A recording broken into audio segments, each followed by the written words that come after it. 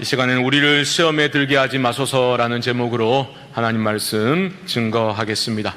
이제 우리는 주기도의 후반부 기도를 할 수 있는 우리 청원, 우리를 위해서도 하나님이 기도하실 것을 기도하라고 허락하셨는데 우리 청원의 마지막 세 번째 기도를 살펴보게 되었습니다.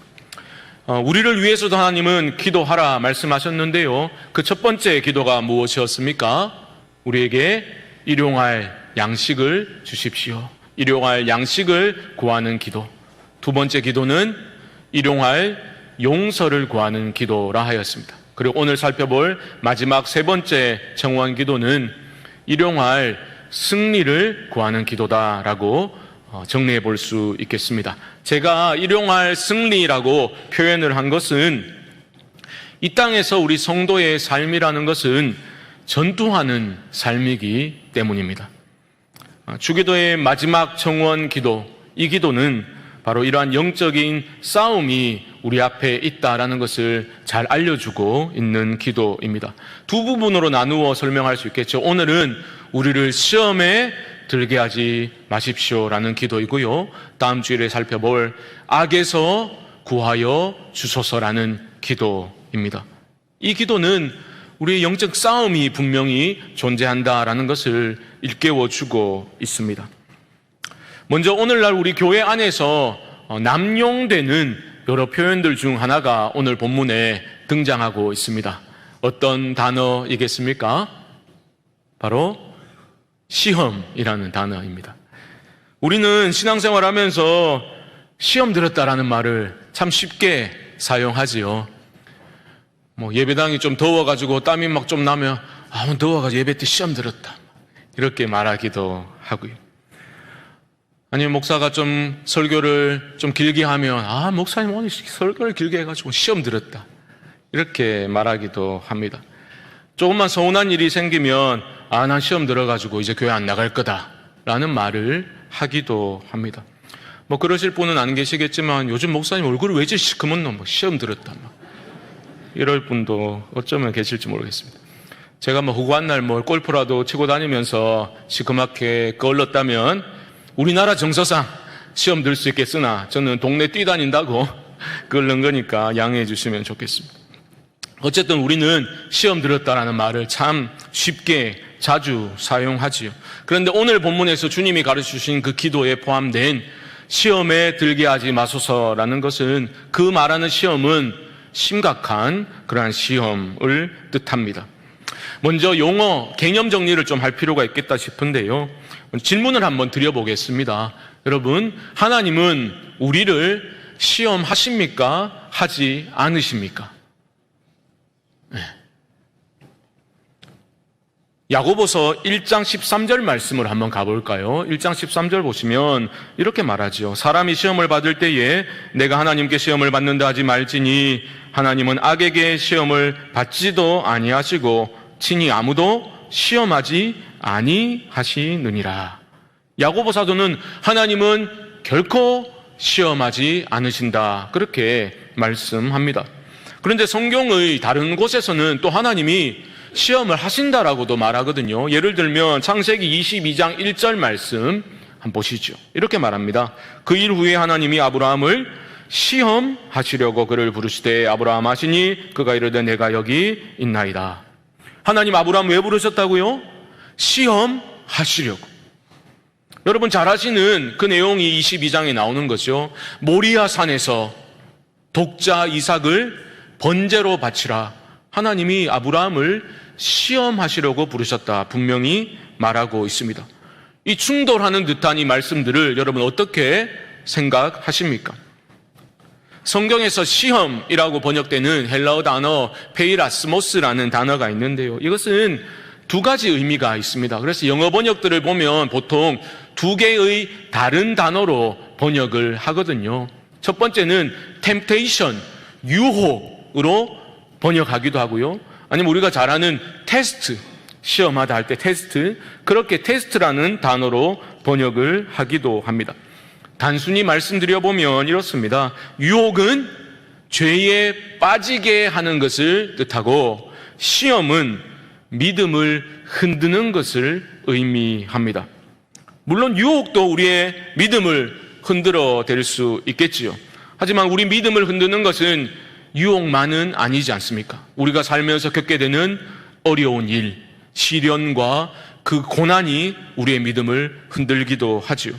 아니면 어떤 일로 인해서 촉발된 의심이 또 우리의 믿음을 흔들기도 합니다. 다시 질문으로 돌아가서요. 그래서 하나님은 우리를 시험하십니까? 안 하십니까?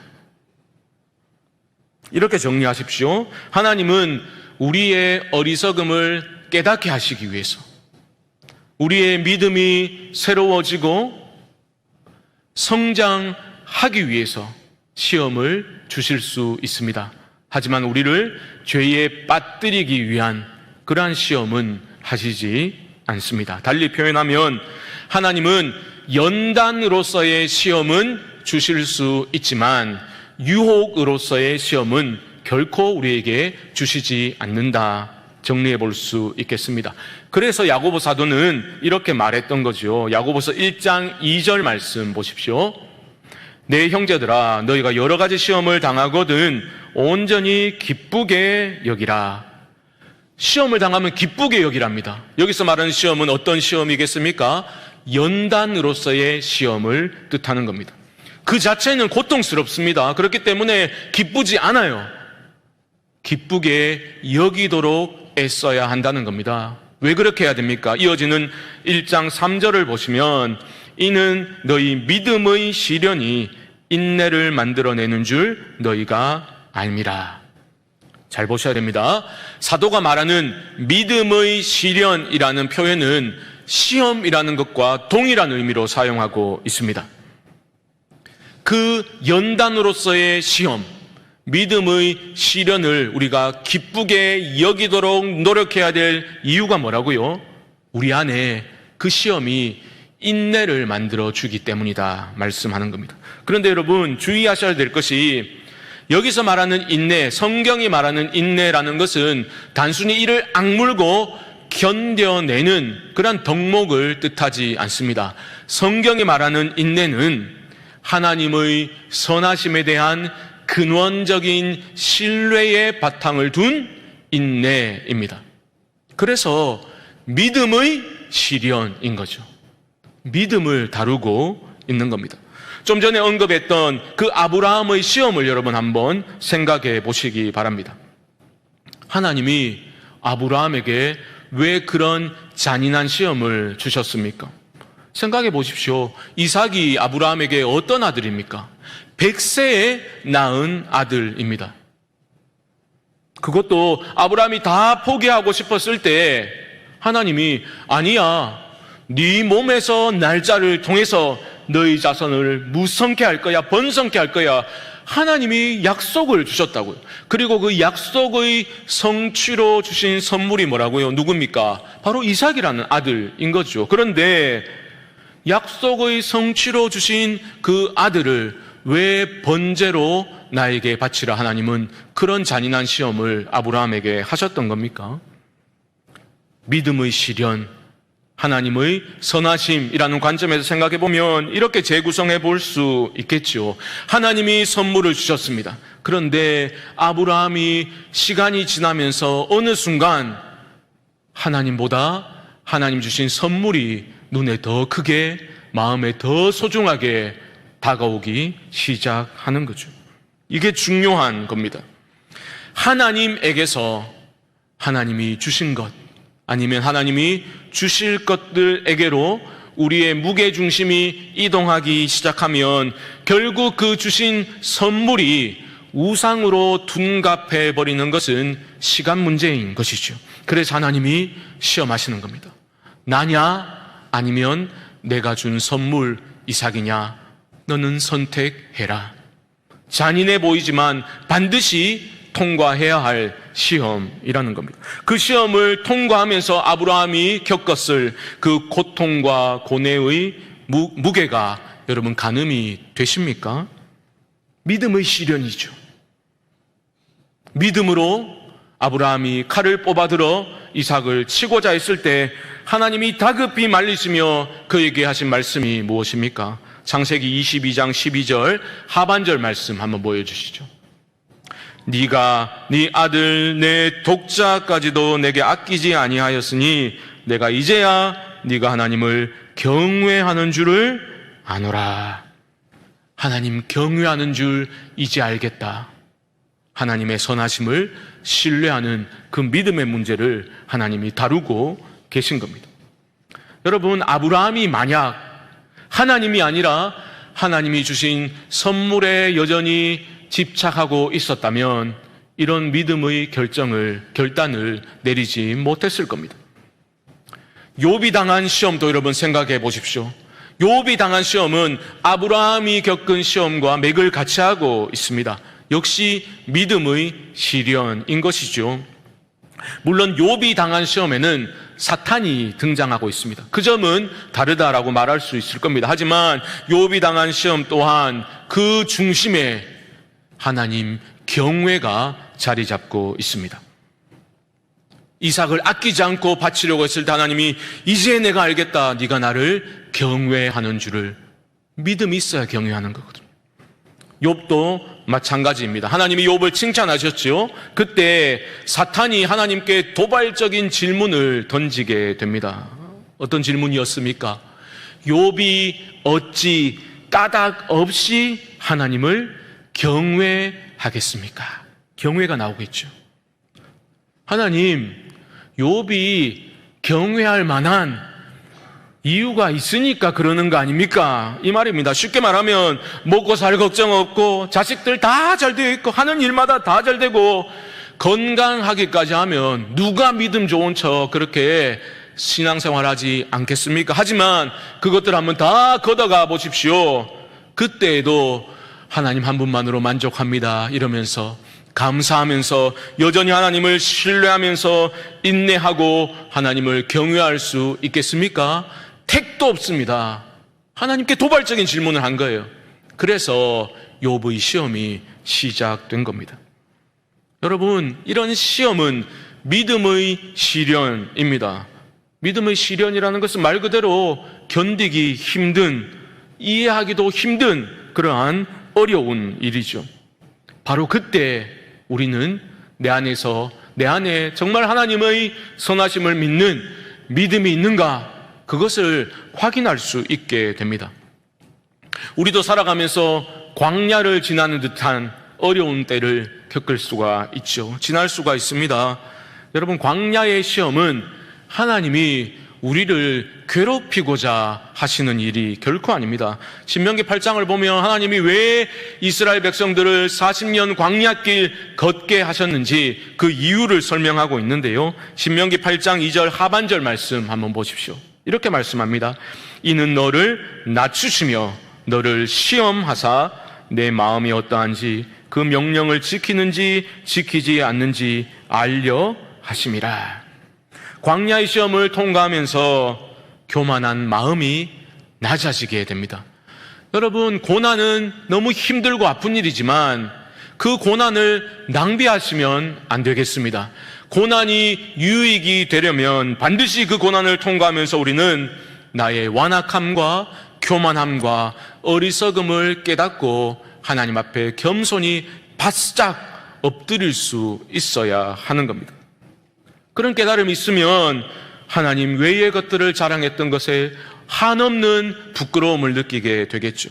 나의 알량한 소유를 자랑하고 의지하면서 마치 그것을 내가 받지 않은 것처럼 내가 스스로 잘나서 다 이룬 것인 양 몸에 힘을 주고 살아가던 모습에 한없는 부끄러움을 느끼고 겸손히 하나님 앞에 엎드리게 될 것입니다.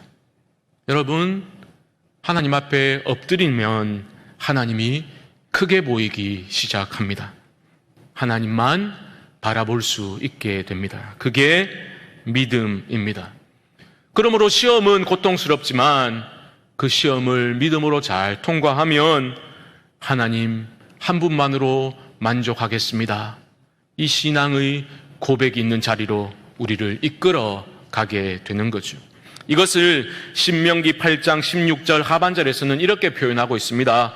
이는 다 너를 낮추시며 너를 시험하사 마침내 내게 복을 주려 하심이었느니라. 시험하시고 잘 통과하면 하나님 자신을 주시는 거죠. 하나님 자신이 복이기 때문입니다. 저는 우리 모두가 하나님이 주실 수 있는 것들이 아니라, 하나님 손에 들려있는 것들이 아니라 하나님 자신을 붙드는 참된 믿음을 가진 자들로 세워져 나갈 수 있기를 주님의 이름으로 축복합니다. 제가 이해를 돕기 위해서 유혹으로서의 시험과 또 테스트로서의 믿음을 흔드는 그 시험을 제가 구분해서 말씀드렸지만, 실제로 우리가 살아가면서 겪게 되는 시험은 이 두 가지가 혼합되어져 있음을 여러분 경험적으로 알게 되셨을 겁니다. 예를 들면 이런 거죠. 예수님이 공생의 사역을 시작하실 때 시험을 받으셨지요. 마태는 이렇게 기록하고 있습니다. 마태복음 4장 1절 말씀 보시면요, 그때에 예수께서 성령에게 이끌리어 마귀에게 시험을 받으러 광야로 가사. 보십시오. 예수님은 사탄에게 시험을 받으셨습니다. 하지만 그 자리로, 시험의 자리로 이끌어간 분은 성령님이셨지요. 예수님이 시험받는 그 장소에, 그 현장에 성령님도 계셨고 마귀도 있었습니다. 혼합되어 있는 거죠. 사탄의 입장에서는 이 예수를 넘어뜨림으로써 구원 사역을 좌절시키고자 안간힘을 썼지요. 하지만 하나님 입장에서는 그 시험을 허락하셨지요. 그리고 예수님이 그 시험을 이겨내심으로써 하나님의 구원 사역을 성취할 메시아임을 입증하고자 하셨던 겁니다. 누구의 뜻이 이루어지느냐? 하나님의 뜻이냐? 사탄의 뜻이냐? 누구의 뜻이 이루어지느냐에 따라서 온 인류와 우주 만물에 미칠 영향은 극명하게 갈라질 수밖에 없는 것 아니겠습니까? 우리가 당하는 시험도 이런 복합적인 요소들로 구성되어 있습니다. 우리는 마귀에 의해서 시험을 받기도 합니다. 또 우리 스스로 내 욕심에 이끌려 시험에 빠질 때도 있죠. 또 하나님이 주시는 시험과 하나님이 허락하시는 시험 또한 있습니다. 그러므로 주님이 가르쳐 주신 이 기도, 우리를 시험에 들게 하지 마소서라는 기도는 내가 살아가면서 그 어떤 시험도 만나지 않도록 모든 시험을 없애 주십시오라는 기도가 결코 아닌 겁니다. 여러분 생각해 보십시오. 우리가 예수님을 믿는 순간 우리의 삶은 시험 가득한 삶으로 바뀌게 되는 겁니다. 생각해 보십시오. 사탄이 자기 편을 왜 건드리겠습니까? 우리가 하나님 나라를 먼저 구하고자 엎드리고 기도하고 노력할 때 사탄은 그것을 좌절시키기 위해서 우리를 유혹하고 시험하는 것 아니겠습니까? 그러므로 우리를 시험에 들게 하지 마소서라는 이 기도는 악한 뜻이 결국에 이루어지고 마는 그런 시험에 우리가 빠지지 않도록 도와주십시오라는 간절한 기도인 거죠. 더 나아가 다음 주에 살펴보겠지만 혹여나 그런 시험에 악에 빠지게 되더라도 우리를 건져 주십시오라는 간절한 기도라는 겁니다. 사랑하는 성도 여러분, 꼭 기억하시기 바랍니다. 우리를 시험에 들게 하지 마소서, 이 기도는 매일의 승리를 위해서 우리가 반드시 드려야 할 기도인 줄 믿습니다. 여러분, 우리는 시험 가득한 삶을 살아가고 있다는 인식을 하면서 살아가야만 합니다. 지뢰밭을 걷고 있다는, 무슨 피해망상증 환자처럼 살라는 게 아니라 영적인 싸움이 있고 유혹이 있고 시험이 있다는 것, 하나님 나라를 살아내지 못하도록 방해하는 세력이 있다는 것을 우리가 적어도 인식하며 하루를 하루씩 살아가야 한다는 뜻입니다.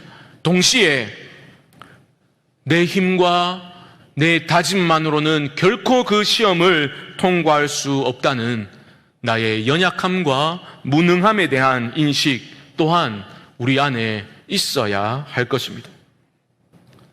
이런 인식이 있을 때에 우리는 두려움에 빠져드는 것이 아니라 될 대로 되라는 식으로 그렇게 마음대로 살아가는 것이 아니라 오히려 더 주님을 간절히 붙들게 되는 거죠.